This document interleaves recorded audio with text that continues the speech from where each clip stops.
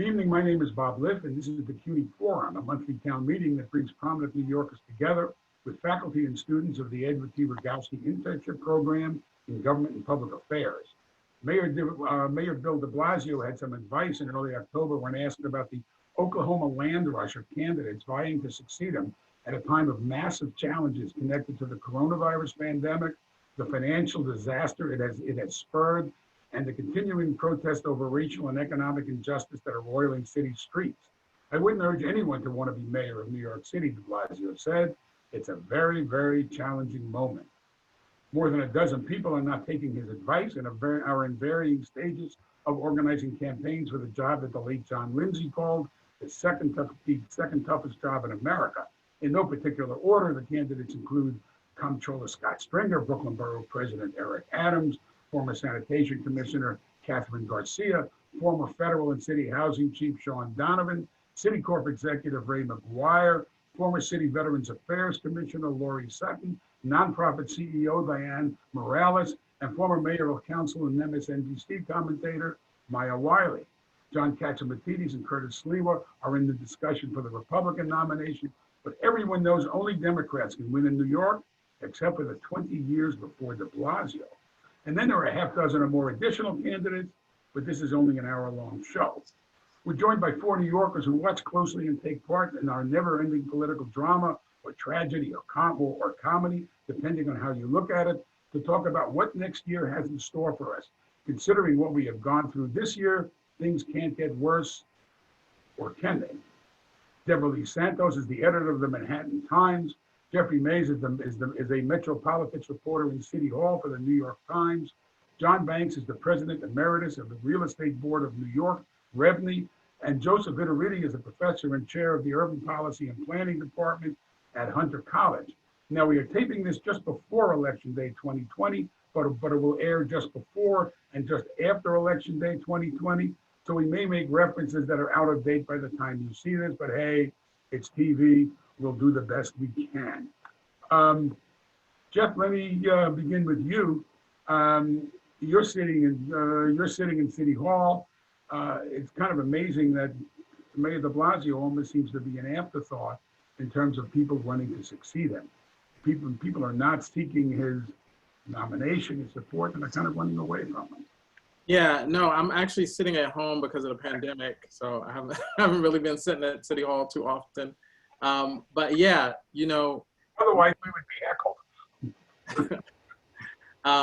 Yeah, but no, you're right. You know, Mayor de Blasio is in a difficult position now. This is really unprecedented what's happening in New York City. And, you know, there's been a lot of criticism over his performance, you know, whether he's made decisions in a timely fashion, whether he's been forward-thinking enough, imaginative enough.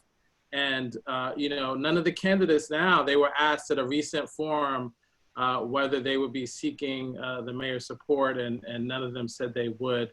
You know, amazingly, the mayor's approval rating still sits at around 49%. But because of some of the thoughts about how he's run the city and whether he's done a good job during this pandemic, you know, a lot of people are actually running against him. You mentioned 3 people who used to work in his administration, Maya Wiley, Catherine Garcia, who was a former sanitation commissioner, and Lori Sutton, who was a veteran affairs commissioner. And of course, Maya Wiley was his former legal counsel. They have all been highly critical of the mayor and his response to the pandemic. So I don't think there will be, at least at this point, it doesn't look like there'll be many people looking for the mayor's support, at least outward support. Beverly, we're in a time when, for all the issue challenges, you know, politics is always a mix of issues, ideology, and identity politics. And especially with the Bronx Borough President, Ruben Diaz Jr., dropping out of the race several months ago, with all due respect to Ms. Morales, there's no major Latino or Latino candidate in the field, which kind of makes that the largest identity group, if you will, that's up for grabs. How is identity politics factoring into what you're seeing on, you know, as people jockey around getting ready for next year? when you make the point that New York City is this heady mix of the identity politics, the tribalism, the standard pipelines to power that have been the established parties for that matter, and a lot more. I mean, that's quite a mix. But the fact is that in this particular race, as in others, there has not been a standout candidate just yet that has such a long established record of public service and is also an individual of color. Brooklyn President Eric Adams probably fits the mold of that traditional candidate with that long-serving record. But beyond that, that sort of upstart has not yet emerged. I will say this, though, and when you mentioned it, with all due respect to Diane Morales, then you could extend the same to Councilmember Carlos Menchaca, who's also recently joined the fray. It is telling that New York City, for all of its diversity and all of its accolades as the most, as the incredibly eclectic city that it is, in fact, has failed miserably on its ability to have its leadership reflect its populace. The fact is that Mayor David Dinkins remains the only chief executive of color to have run the city, and there have yet been no women who have claimed that mantle.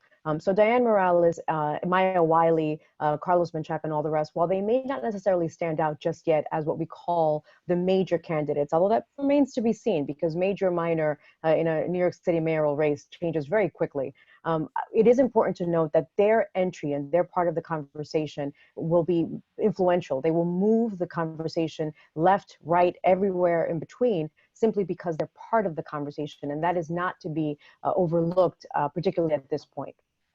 John, if history is prologue, is that the right way to say that? We're facing a situation with the financial collapse that grows out of the coronavirus pandemic. That's kind of comparable to what happened in 1975. And whoever becomes mayor is he or she is going to be behind the eight ball, which means the city is going to be behind the eight ball. Give me some historic comparison to what they're going to face, since there is an analogy to that. Sure. So to me, the parallels between the financial crisis that the city faces now and what it faced back in the mid-'70s are eerily similar.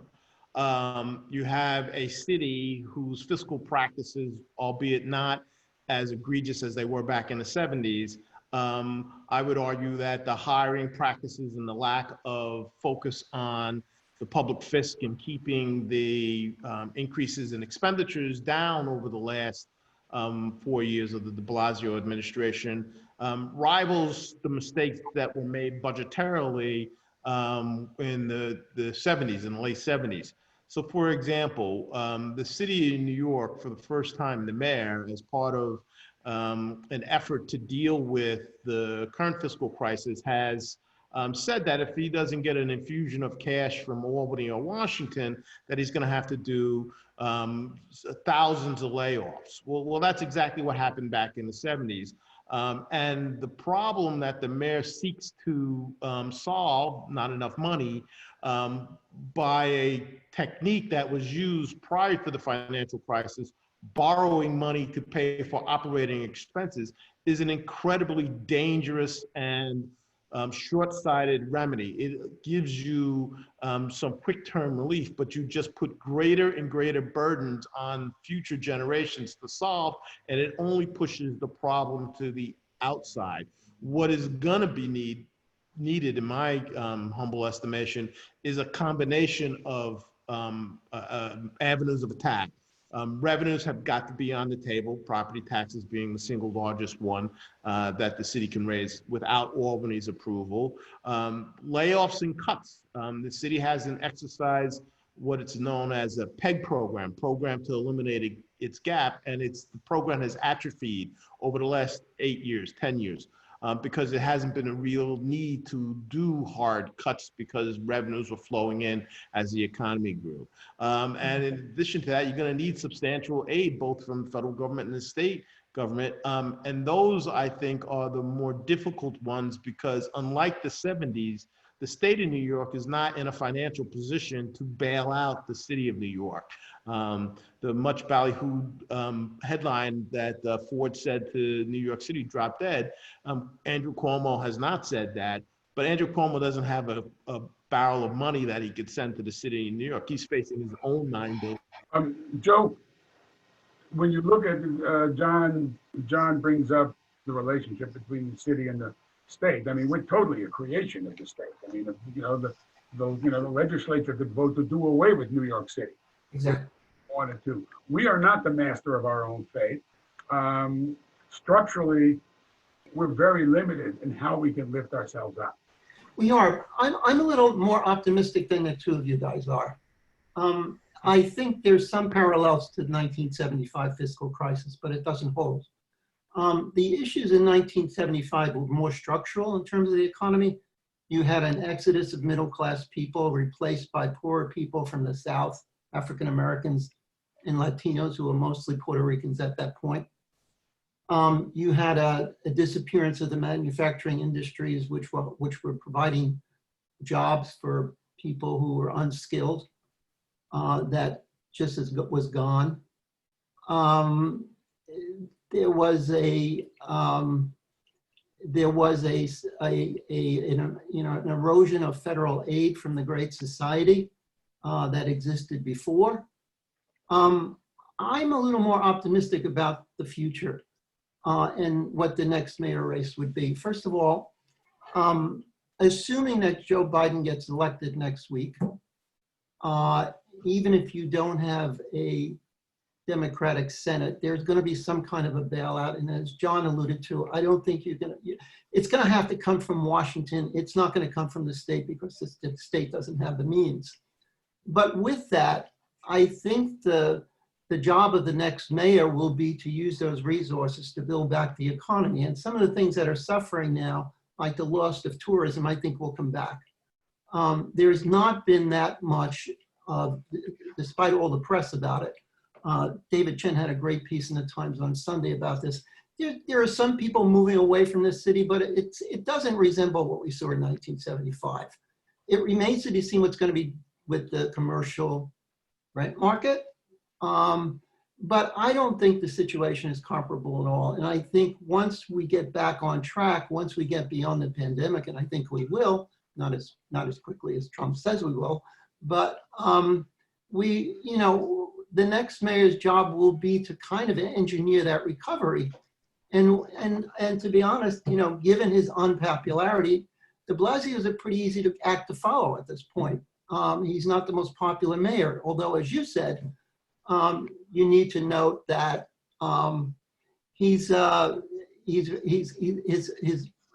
ratings are not that bad, and they're particularly high among African Americans. One more point. I think as we look to that future, I think a big question remains, what kind of mayor will we be looking for? De Blasio ran against Bloomberg, if you don't remember, even though Bloomberg wasn't in the race. And it'll be interesting to see whether the city in some kind of dire financial straits will be looking for another business person along the Bloomberg lines, like a Sean Donovan or like a Raymond McGuire, or whether identity politics will play out, because as was stated earlier, we've never had we've only had one African American mayor in this city. We've never had a woman, and I think there's a possibility there as identity becomes even more important in 2020 and 2021. That's going to be a very interesting question to ask next year. Jeff, in particular, because you sit, at least metaphorically, in City Hall, and you see what's going on with Scott Stringer, who is, I think, a very talented public official, but is almost if you look up, career public official, his picture would be in the dictionary. But yet he has lined up a remarkable array of support from a lot of the kind of lefty, almost the DSA types, the Democratic Socialist of America types, and it's been quite eye-opening for his attempt to kind of preempt the left, which especially when you have a Morales in the race, and you have a Maya Wiley in the race, and you have a Carlos Menchaca in the race, who are people who are running from the left, and I didn't expect to see Scott Stringer try to preempt them. Yeah, I think, what you see Scott Stringer doing is an example of the major issues that the city's going to face. So, Scott is saying, look, I'm the comptroller. I understand the city's finances intimately. Not only that, I've been around in government, so I know how government works. I know what levers to pull to try to help pull the city out of this morass. But at the same time, there's a realization about what's going on with this sort of national reckoning about discriminatory policing. And you can't ignore that in New York City.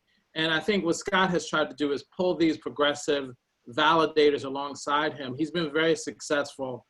He's got people like Jamal Bowman, who just won a big congressional race against Elliot Engel, and Yulian New, who's an assemblywoman, very progressive. So what he's doing is trying to put together this sort of coalition to say that, okay, I can manage the city, don't worry about that. I can handle the financial aspects. One of his catchphrases has become that he's going to manage the hell out of the city. But at the same time, he's saying that, look, I know I'm this white guy in the midst of a very diverse city, but look at all these folks who agree that I understand these important issues.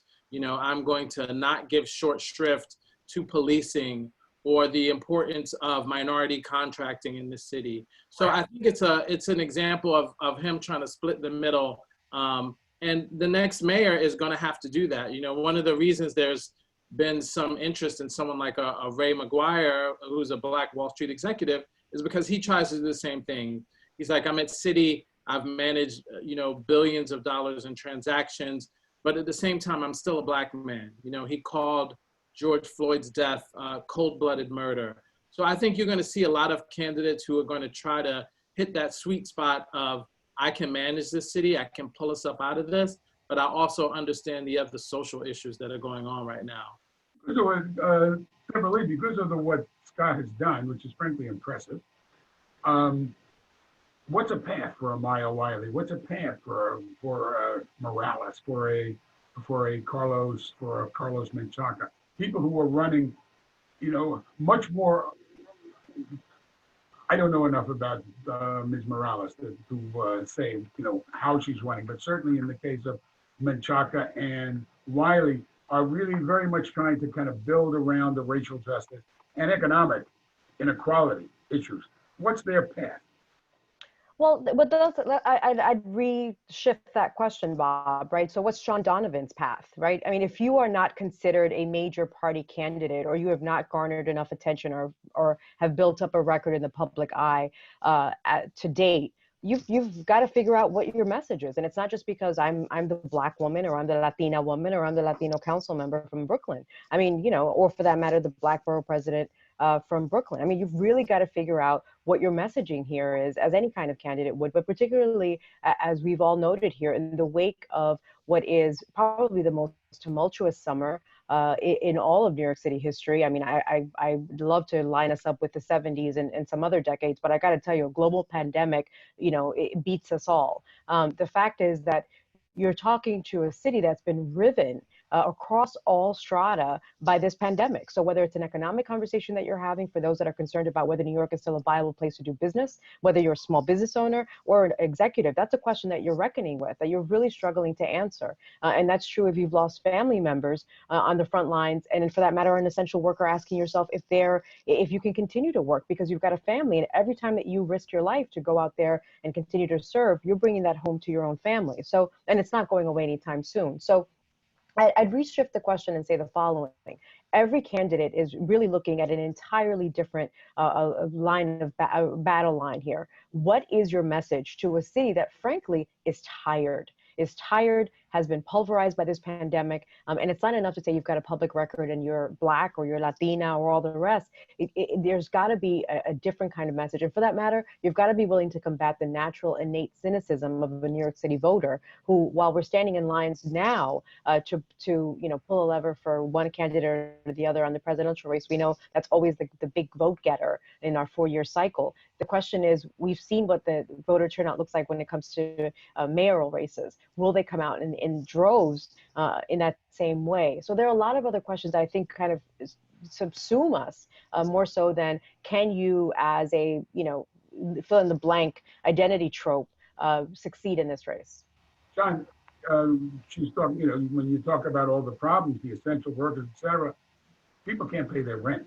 We've had so many thousands and thousands of small businesses, restaurants, the tourism industry have gone under with I don't know how many jobs we've lost. Is it more than 100,000? Is it more than 250,000? I don't know how many people but it's a number like that we haven't seen in frankly our lifetimes. And people can't pay their rent. And if people can't pay their rent, landlords, small landlords, which is the predominant number of landlords, they can't pay their property tax. And the same thing with stores on commercial rent. We have to break a cycle and have any of these mayoral candidates embrace that challenge.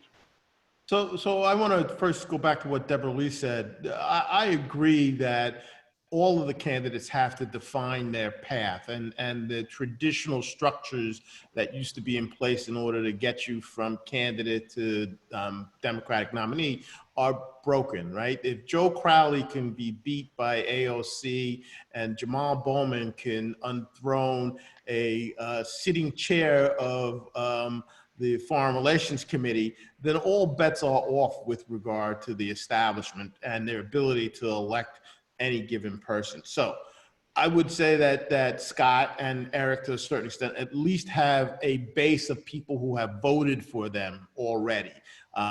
Scott's bigger because it's wide.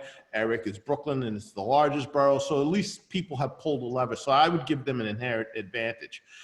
Whoever takes over is going to have to really struggle with doing two things that are almost diametrically opposed. One is to be honest with the population about what it's going to take to dig out of the hole. And the other is to be sensitive to progressives and a changing dynamic within the city that want to be a more progressive city, which means provide more services to those who are truly needy and to get the resource to do that. And Bob, as you point out, property tax is the single largest contributor to the city's coffers, and people are not able to pay their rent, which means the landlords can't pay their mortgages, which means the landlords can't pay their water and sewer bills, which means they have to lay off people, porters and supers and other folks to try to make the numbers work. And I think whoever is going to capture the mayoralty is going to have to, A, be honest with people and explain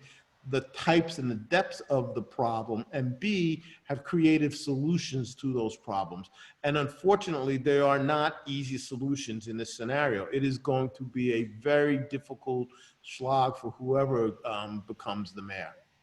On top of, if we look back, Joe, if all of us genius pundits, we would be covering the last year of Mayor Christine Quinn's mayoralty.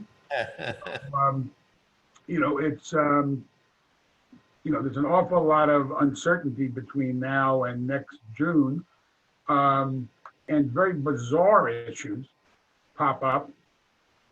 Horse carriages, in particular, in the 2013 election, where de Blasio was going to kill that industry on day one. I don't think he's managed to quite achieve that. You've watched this. John is talking about, you want to tell people that there's bad medicine. Is that a way to get elected? That kind of honesty? Traditionally, no. Well, I think you're being too negative. These allusions to Scott kind of remind me of a guy once upon a time by the name of Abe Beam who ran on the ticket saying he knew the buck. And after he became mayor, the city Yeah. put the city in receivership. It's not fair to compare him to a Beam, but he is the establishment. And I think he's running against that also. He's got to prove that he's going to do something different. Even running against de Blasio, which all will, he's got to be very careful as a white candidate because de Blasio is very popular in the African-American community.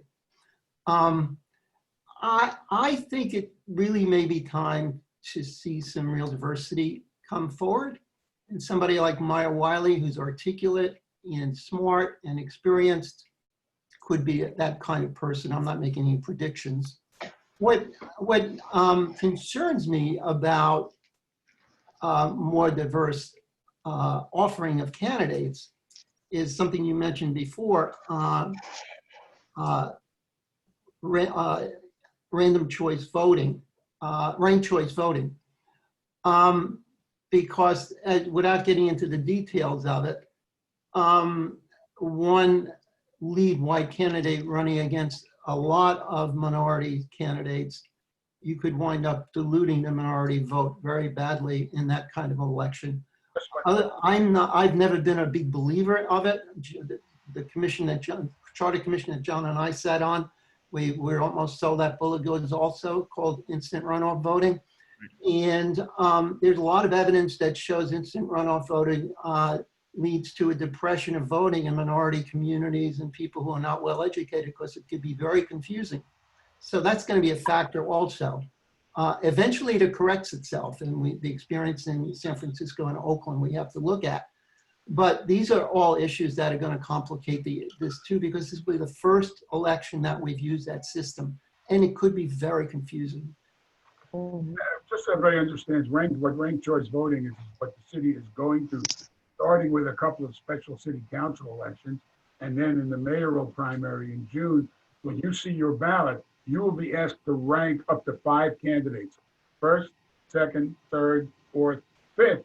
And when all the numbers come in, if nobody has 50%, the bottom candidate gets dropped out, and they redistribute their second place votes until somebody gets over 50%. Under the old rules, if somebody didn't get 40%, then there was a runoff, and this does away with the runoff. This is it's a confusing system, but I agree with you. I personally believe that Stringer is well positioned under ranked choice voting, assuming nobody's going to get 50%, as being acceptable to the most people, and might get all those second place votes. And as people drop out, he may be the best position. He may be the best position to kind of leapfrog into the front. I don't know anybody. John, you've been looking at, on this. I certainly think Scott thinks he's everybody's second choice, right? And that is going to be a significant part of his calculus in order to become the mayor. I agree with you, Bob. Nobody knows anything about it. We talking heads here pay attention to it, and I am confused by it. And so the average voter who maybe is voting for the first time in this presidential election in a long term is going to be confronted with a new system for voting next year that no public explanation or education process exists to explain to people what it is. There was supposed to be money that came along with it that hasn't been allocated and is not likely to be allocated in the fiscal condition that we are. And so I think ranked choice voting, many people are just going to only vote for their first pick, and that'll be it. And so it really will be a challenge. And then let's throw on top of that the incompetence of the Board of Election to manage this. And then we'll know who's going to be mayor about the same time we'll know who president is after all the litigation. So I see the ranked choice voting as a real impediment to change.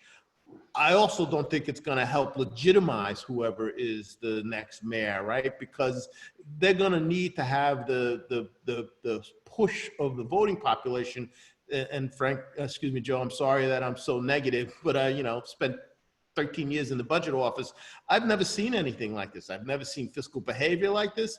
I mean, deficits happen and they always come, but the lack of managerial focus to confront the deficits, I've never seen before. I agree with that. I agree with that. Mayor and the council punted on the budget this June to wait until after the presidential election to see if some fairy godmother from Washington or Albany is going to come and dump a bucket of cash on us, I think is the height of irresponsibility.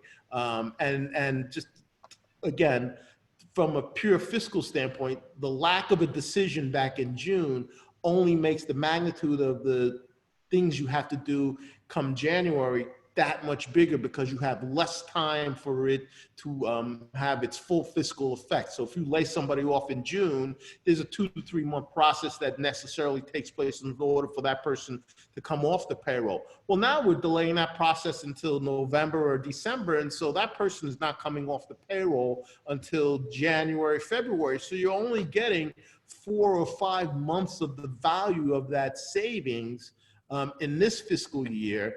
And it just makes the magnitude of the problem even that much more difficult. So that's part of the reason why I'm so pessimistic. I don't disagree with that. I'm taking exception to the comparison of 1975. I don't think that holds up. I mean, can I just say that you know, the city is not going to be able to cut their way out of this crisis. I mean, you have to be honest about that. Yeah. We're talking about $9 billion, at least $9 billion in lost revenue over the next 2 fiscal years. There's no way to cut that amount of money from the budget. So I think it's realistic to expect Washington to help bail out the country's largest city, arguably the center of the economic engine in this country. You know, I don't think that's an unreasonable request. And I think when you start slashing, you know, if the mayor were to lay off 22,000 workers, that would just have continuing effects on the economy, and you would see more people unemployed, and you would continue to see services decline, right? We've already heard the complaints about how the streets are dirtier right now. That's because the budget has been cut. And, you know, what happens when the trees aren't getting pruned properly? And, you know, so these are all things that will prevent people from, you know, moving to the city, making the city home. I think the strong criticism of the mayor has been that he hasn't gone in and instituted a PEG to at least try to begin the process. You know, when he asked to borrow money permission to borrow money from Albany, he was asked for a plan. And so he hasn't delivered that plan. So I think those are the criticisms. Those are the areas where Mayor de Blasio's leadership is in question. But the idea that we could cut, you know, enough money from this budget and still have the city still standing, you know, that's just not realistic. So I just want to point that out. I want to jump in here as well. And I think as pessimistic as we all need to be relatively intelligent in this space, and it is warranted. I want to be mindful that the urban sphere has been knocked about before and has been in this particular climate, the real question as to whether cities can survive, and New York City in particular, if it stands a chance, has really been bandied about as essentially a philosophical, existential question. And I think that we need to look at that as well, that there is a fiscal crisis beyond anything that we could have grappled with or imagined, certainly beyond the scope of the imagination of the existing mayor and the city council, for that matter. But this health crisis is one that has laid waste to the greatest minds around, and it is a global crisis, one that means that even if we get ourselves under control, and it seems that the city has been holding its own in that regard, thankfully, that we still have to look at what the global situation will be like for the next year or so to be able to, in fact, predict insofar as we possibly can what it is that our futures look like, because we are the epicenter, or we're the epicenter for that matter, and could be again. But I want to go back, because I think that when we talk about, you know, the title of this conversation is about the mayoral race, and for that matter, the mayor's post as chief executive of the city of New York. But he's elected, and I say he purposefully because it's always been a he to date, by the people of New York City. And they're not to be underestimated either. They've seen right through BS in the past, and they've made some questionable choices as well. But this is a long race. And we're going to be doing this for quite some time. And we're going to be doing it, frankly, the way we're doing it right now. And they themselves will be doing it this way, speaking through the box to many, many of their potential constituents. And so I want to champion in this conversation as well what I think should not be discounted, and that is the resiliency, and not the resignation, but the resiliency of New York City's voting public. You only need to look at those lines snaking their way past our blocks for blocks and blocks and blocks to know that when city voters want to get it done, they will. Candidates just have to step it up. So this is a challenge as much as any to all the candidates who purport to want to be mayor of the city to step it up. Also, I just want to clarify, Bob, real quick. What Jeff was saying is, I agree, you can't cut your way out of this problem. I think what I'm trying to bring to the forefront of the conversation is that there are legal requirements by which the city must balance its budget. And if it doesn't balance its budget, it goes into a control period, which means the executive and the legislative body of the city of New York loses the ability to make those decisions, and the Emergency Financial Control Board comes in, and their sole responsibility is to balance the budget. They don't care about, and I say that, with a bit of tongue in cheek, they don't care about what the policy impact is. They're charged with making the numbers work, and they will do that. And that will not be as effective as if the legislature and the mayor, the executive, were engaged in a meaningful process to solve the problem. We're going to go to questions, but I just want to raise one other thing before we go to questions. And that's the guy who sits on the second floor of the state capitol building, who has had a uniquely more relationship with the mayor, worked for him in the Department of Housing and Urban Development in Washington, and would be, in essence, in charge of that financial control board should the city wound up, I think it's $100 million in the hole. If you're $100 million out of whack, then that's what institutes a period of financial control which happened. There's actually 3 criteria, but that is one of them, yes. And the governor seems to take a certain degree of delight in torturing the mayor. Can we expect to see a subsequent mayor? And he had a very good relationship with City Council Speaker Corey Johnson, who appeared to be one of the major candidates for mayor until he decided not to run. How does Cuomo factor into all of this? I mean, I don't know who wants to jump in on it. It's a combination of politics and substance. Go ahead, Joe. I think he factors into it, but I'll go back to the point that I don't think there's any way out of this without a federal bailout. And I'd even go so far as to say the federal government, once we get beyond the nonsense that we're dealing with for the last 4 years, will come to terms with the fact that you cannot let cities fail. It's not an option because it's not good for the entire economy. I mean, Gerald Ford found that out in 1975, that you couldn't let New York City, the financial capital of the world, fail. So that's not going to happen, I don't think. I mean, if Trump is reelected, then all bets are off. Right. If Trump is reelected, then forget everything. We should all go home, wherever that is. But assuming that you have a new administration, they're going to have to. There has to be a federal bailout. There, and so the job of the governor, as you said, the buck really stops with him at the state level because it becomes his baby, and he will have, I think, federal monies to work with. That's the only thing I can hope for at this point, and how he manages that remains to be seen. He's delaying raising taxes. There's been a lot of demands on him to raise revenues, and he's walked away from that. At some point, you may have to do that also.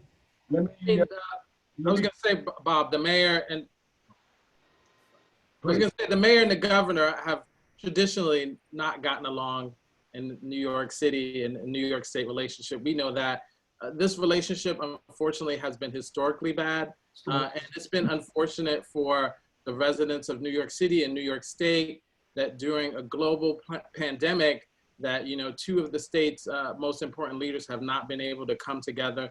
We could have seen more cooperation on this issue, more help, more planning between the two. But as we've seen, unfortunately, they've just been fighting over every issue, whether it's closing schools, opening restaurants.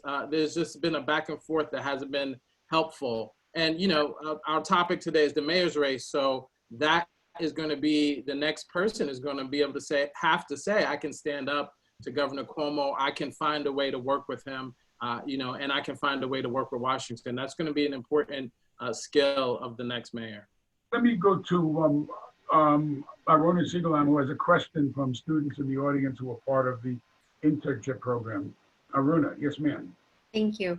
Abigail Rojas of Borough of Manhattan Community College asks the panel, what are the candidates' plans for combating the impacts of COVID-19 on the education system in New York City? And how do they each plan on rebuilding and stabilizing the way schools are run and meeting the needs of New York City students from kindergarten to college? It's a very, very important question, because I think that the kind of, you know, it almost seems to parents that the school system is kind of flailing around, not giving as good guidance what to expect today and tomorrow. They just changed the rules again on when you can opt from remote to in-school learning or vice versa. And with all the other problems that parents face, because they're working, you know, parents are working people in this town. I don't know who wants to jump on that, but I'll give it a shot just to start. So I think first of all, I haven't heard any of the candidates articulate that level of specificity in how they are going to manage the COVID crisis with regard to the educational system. I think that they all will have to deal with the reality that until there is an effective, safe vaccine, there's going to be trepidation on the behalf of parents to send their kids to schools. And that is going to necessitate some hybrid system, at least for a year, until people get comfortable that the vaccine is effective and safe. Once that happens, that's when I think things can start to get back to what is quote unquote normal, including the economic activity that is so heavily dependent upon domestic and foreign tourists. Coming here, engaging in the restaurants, shopping at the stores, enjoying the sights, and spending lots and lots of money until the vaccine is here and people trust it and buy into it. We're going to be stuck in this hybrid model for some period of time. we also have. And if I might, yeah, I want to add as well that I think the vaccine conversation is important across the board, and it speaks to the lack of the trust or the lack thereof in our institutions. I mean, the fact is that just the vaccine being available won't be enough. There'll have to be a hard sell from the institutions, not just on the city level, but across the board to ensure that parents in particular, feel comfortable bringing their children to this sort of experiment and hope to God that it goes well. That's on a bottom line many parents are willing to cross without some real sense of assuredness. That said, the mayor here, and I want to speak specifically not about Mayor de Blasio, but the mayor in his or her role actually plays an extraordinary, crucial part of this conversation, and one that reaches across every kitchen table. And not just on the education level, because when you have a health commissioner and you're the person in charge of assembling a team around you, your health commissioner, your education head, your police chief, you are in fact assembling the leaders who will gird the city up in this kind of crisis, but just generally. So when you talk about, for example, the vaccine, you're talking, and about families, you're talking both about the Department of Education and you're talking about the health commissioner. And so you need to have these candidates now begin to give voice if they haven't already. And as John pointed out, there hasn't been quite an articulation on that front, but they should be pressed into being asked these questions. And I hope to God that we get the opportunity to do so soon.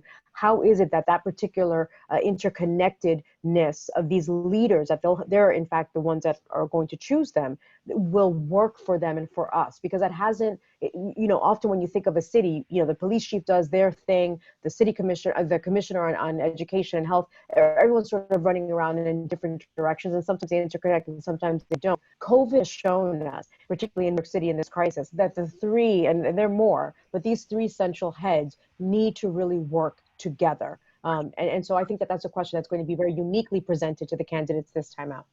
Especially because the ability to send your kids to school affects your ability to go back to work. So, I mean, it's, it's more than health, policing, and education. It ripples out across the entire economy. So it's a big, yes, Joe.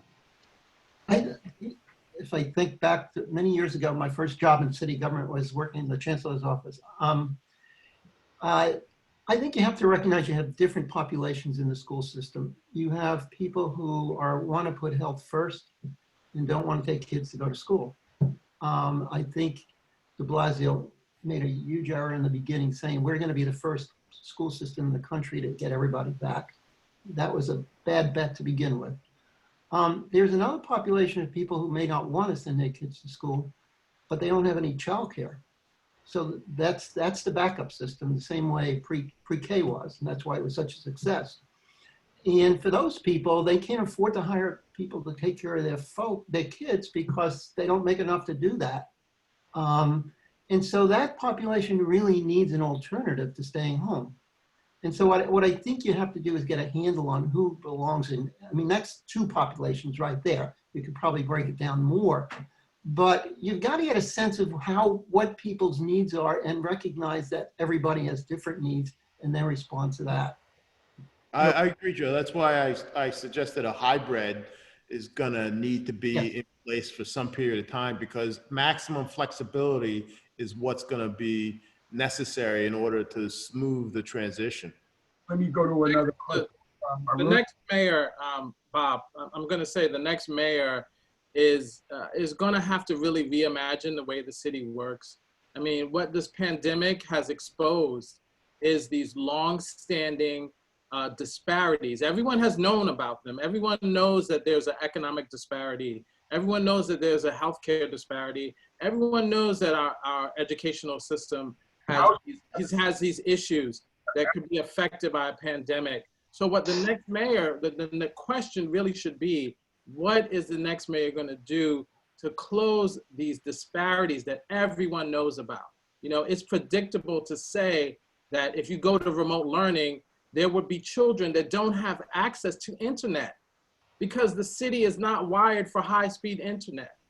It was predictable that people would die, frontline workers would die, and they would be people of color because those are the people that go out and drive the buses and stock the grocery stores. So that's really the question that the next mayor is going to have to answer. What are you going to do to fundamentally change some of these long existing disparities in our city that the pandemic has just brought to light? And in fact, again, as in terms of, you know, cycles can go up and cycles can go down, but the degree to which, you know, the rippling right now is negative in terms of people out of work, can't pay the rent, can't collect the taxes. That undercuts your ability. You know, I think in terms of housing, I know in particular Stringer is invested greatly in talking about that. Sean Donovan is Catherine Garcia, who actually has run the housing authority. De Blasio, whatever success he has had in producing affordable housing is because he was willing to make a deal with the devil in terms of the real estate industry, in terms of mandatory inclusionary housing to require the inclusion of affordable housing. Now, he's been criticized for that deal with the devil because he's dealing with the devil. I mean, you know, maybe John, this is for you very, very quickly because I want to get to another question. But, you know, you have to cut deals with people who are pushing you from the left may not want at the table to the degree that they are. So again, I started off our conversation today talking about honesty, and it's the same with the affordable housing crisis. There needs to be an honest conversation about what it takes to build affordable housing in the city of New York and what are the resources available to meet those challenges. And there is intellectual dishonesty on both sides of the table. Developers want to push to not use union labor, and not-for-profits and advocates want to say that developers are quote unquote evil, and that they are just reaping in lots of profit from the affordable housing development market. The reality of it is that developers don't make what people think they make on those buildings, and therefore the margin for or a reduction in the profit margin isn't really going to affect the bottom line enough to spur the type of development that you need. Of course, we're running out of time. This has been fascinating. I want to try to get one more question in from Aruna. Are you there for one more question? Yes. Marina Salazar of Hunter College asks, New York is a city of diverse voices. Why has New York City failed to elect a woman mayor or another Black mayor? The only woman who ever run on the Democratic line, I can't remember if there's any Republican woman who ran, but they were not deeply relevant, was Ruth. Oh, Maliatakis. Of course. I was just gonna say Nicole Maliatakis, right? Who's also a Latina. And Greek. She's Right. Yes, yes, But, yes. you know, that's the identity politics question, which is very real. Identity politics is not feel-good politics, it's real politics. So, Deborah Lee, why don't you jump in on that? I think it's a complicated issue, and I think we're not the only city that's had a severe lapse of a failure in imagination to conjure up a leader that doesn't necessarily fit the mold, as we've seen it over and over again. I mean, even on a national level, you could make that argument about how we've just not quite met the mark there. The fact is that even in our conversation here, we've given short shrift to the issues that affect most of the voters, and the voters in a minority majority city are the ones that were most impacted by COVID, and were the ones that were had their families eviscerated by this on so many different levels, and are still undergoing some real schisms when it comes to realities for many who are trying to piece together a normalcy, and some who are in shelters, as Jeff referenced earlier, who have no semblance of return to school and can't imagine what that dark winter that's been forecast will look like. So when we talk about our leaders, we need to imagine, even for ourselves, these talking heads that we call ourselves, we need to imagine that we can also recast this conversation in a different way. The establishment is the establishment for a reason. There's a pipeline for a reason. The parties that have existed are there for a reason. They churn out precisely the same thing. And that's not to knock any of the eminently qualified and thoroughly delightful individuals who are running and in fact have achieved success. But that also suggests to us that we have fallen short of what it looks like ourselves. When you say, well, why haven't the voters gone in that direction? Ask yourself, when's the last time you heard a substantive conversation about candidates that don't necessarily are the bold-faced names as they're often referred to? When's the last time that you tuned in as a voter or a would-be voter to listen to some of the candidates who are not necessarily occupying the limelight? We all bear responsibility. It's our civic duty not just to show up on election day, which we tend to not do necessarily, but to pay attention long before. And it's a hard task, but this is a hard city to run. And so we should ask nothing more than we are willing to commit to ourselves. However, you may get very low turnout in legislative years and in off years for the mayor. When you run for an executive, whether it's the president or the mayor, you will get higher turnout. You will get higher visibility. People may not cover the city council races. Well, except for de Blasio didn't get what, more than 25% turnout? I believe he got elected with 17% of the eligible voters. That's not going to get you the diversity and the reimagination of the city that you want. He was a career politician who, captured lightning in a bottle. But you do have. Well, who was married to an African-American spouse and had the family and the ad campaign to, cast them in a particular light as well. Doing his junk all over the place. But you also have an energized electorate. I mean, one of the things that the kind of Democratic Socialists of America, if you will, in terms of legislative elections, they were able to turn out very small numbers of people in extremely low turnout elections and capture a disproportionately large number of seats, and are trying to bring that energy to bear in the mayoral election now. And bringing it to bear right now in this presidential election also. It's happening as we speak. And let's not forget that next year, 35 of the council members are up for re-election. Right. And especially the Democratic Socialists of America, they are focused like a laser beam in electing as many council members as they can so that they can then have an outsized role in the election of the speaker who could push whoever is mayor further to the left to meet their agenda. You know, that's what the establishment needs to learn, is to get the same sort of electoral focus that the progressive have. Powers that be, right.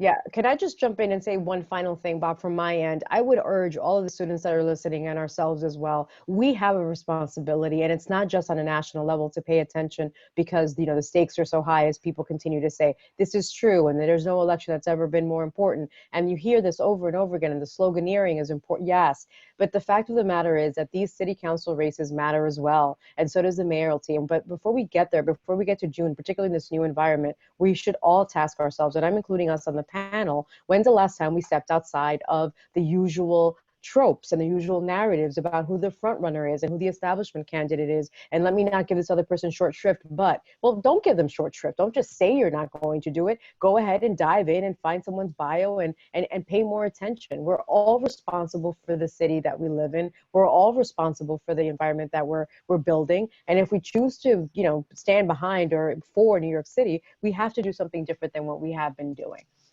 Except that, Jeff, when you look at so many candidates, it takes a small number of voters to kind of break into the discussion. So that kind of outside, you know, there are people outside the box who are running. Yeah, and you know, I think the panelists, everyone is right. Everyone's made good points. You know, you talk about the influence of money in politics. You know, who can be a front runner, who has the money to hire the political consultants, to buy the advertising. You know, but I just think this time around, you know, the future of the city is at stake. You know, people are paying attention. They're going to be paying attention after this presidential election.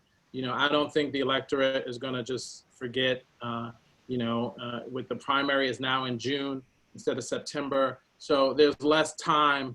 You know, people are going to have to make these tough decisions now. The candidates are going to have to lay out their plans better. So I think this is really going to be an interesting, unprecedented election in New York City. And, you know, the fact that you have so many people jumping into what is arguably an incredibly difficult job shows that there's an interest in doing this. And we have to give the electorate some credit. Well, let me, we're about out of time. This went very quickly. I want to thank you all for joining us. And as we say in Brooklyn, vote early and often. And we'll see you next time on CUNY Forum. Thank you all.